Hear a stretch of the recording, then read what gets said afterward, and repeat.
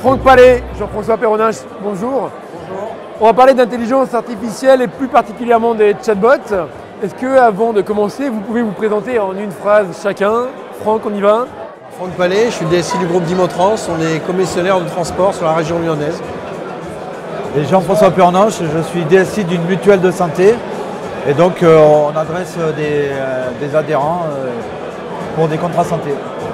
Alors, on attaque tout de suite avec les chatbots, qui est un angle bien particulier de l'intelligence artificielle, dont on parle beaucoup.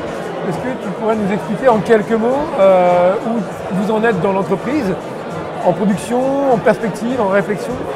Oui, c'est vrai que nous avons réfléchi quelle application nous pouvions faire de l'intelligence artificielle. Et l'idée que j'ai vue par rapport aux fournisseurs, c'est d'avoir pour notre plateforme téléphonique un chatbot donc intelligent qui nous aide pour adresser les réponses à nos clients. C'est un chatbot vocal, donc il n'y a pas chat. Voilà. Donc notre besoin est plus chatbot vocal dans un premier temps. D'accord, merci. Franck, comment ça se traduit dans ton... Alors nous aujourd'hui on est pratiquement en production, puisqu'on rentre en production au mois de juin, début juin.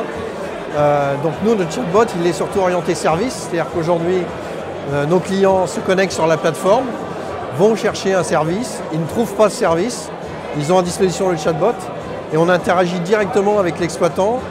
Mais ce qu'on a fait aussi, c'est qu'on le met en relation, le bon client avec le bon exploitant. C'est-à-dire qu'on a un peu plus de 50 agences en France et en fonction de la connexion et du code postal du client, on va mettre en relation le bon exploitant et on va avoir à interagir avec lui, on va essayer de l'alerter tout de suite avec un pop-up si jamais il est en conversation.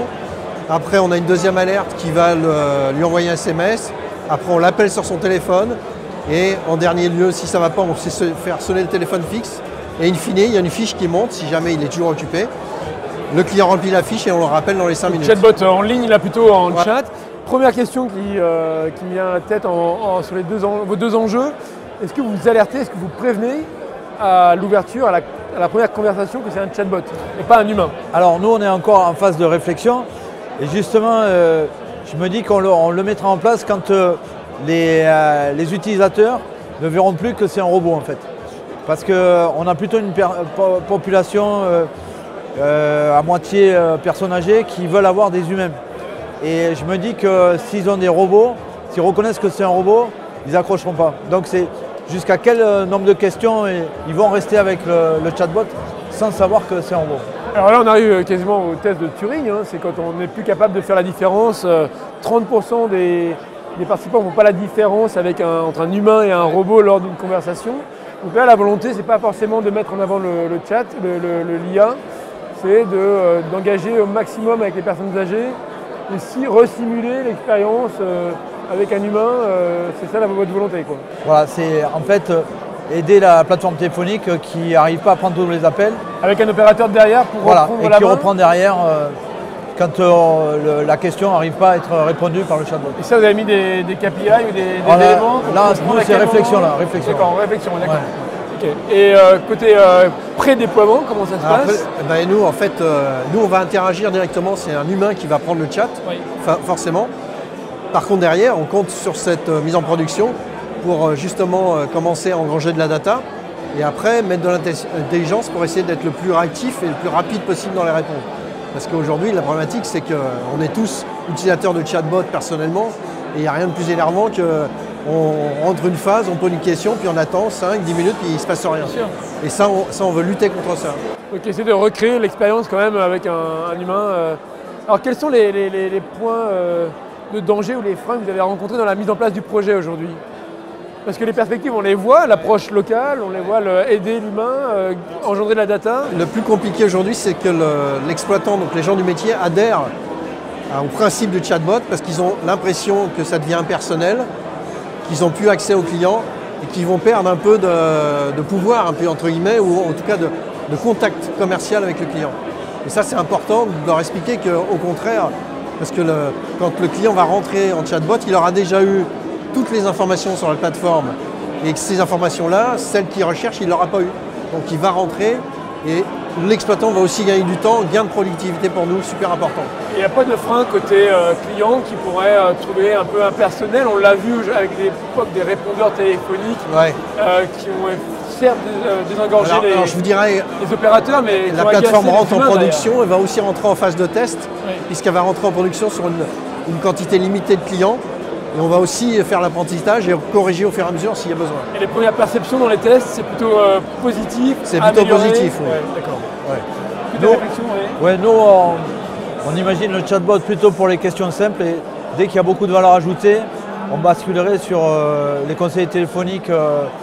On serait plus dans des FAQ, des questions fréquentes. Des questions fréquentes et qui orienteraient directement l'adhérent vers son besoin, c'est-à-dire souvent de dire est-ce que j'ai été remboursé, combien j'ai été remboursé. Ça, c'est des questions simples qu'on peut gérer avec l'intelligence artificielle. Mais dès qu'il y a quels seraient les avantages d'un nouveau contrat ou si je vais chez le dentiste ou l'opticien, comme je vais être remboursé, là peut-être rebasculer sur le même. Voire vendre des nouveaux contrats avec des meilleurs remboursements.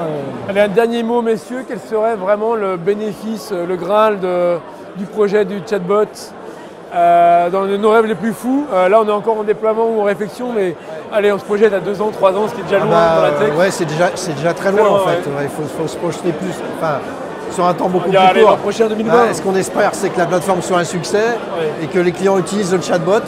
En termes de bénéfices, je parle de performance pour l'entreprise. Pour l'entreprise, c'est qu'en fait, nos exploitants soient complètement disponibles pour les clients et que la question posée soit répondue dans la minute qui suit. D'accord. L'efficacité, la rapidité. Voilà, c'est ça. Dans le métier du transport, c'est primordial. Ouais, on l'a vu.